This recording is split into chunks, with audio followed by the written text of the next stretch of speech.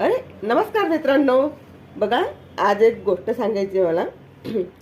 तुम्ही तुमच्या नवऱ्याला एक दिवस सुट्टी द्या कामाला. त्याला म्हणा आजपासून तुम्ही धुनी भांडी स्वयंपाक काहीच करायचं नाही. ते सगळं आजपासून मी करणार आहे. फक्त त्यांना एक अट घाला. त्यांना म्हणा की तुम्ही फक्त शेजारणीला बहीण म्हणा, तिला बहीण माना आणि तिच्या हातून राखी बांधून घ्या.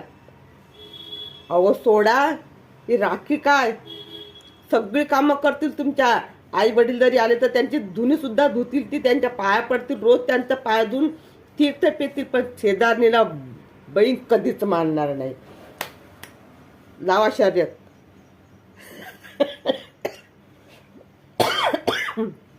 बरोबर आहे ना? मग चला तर मग ठोका लाईक आणि करा सबस्क्राईब.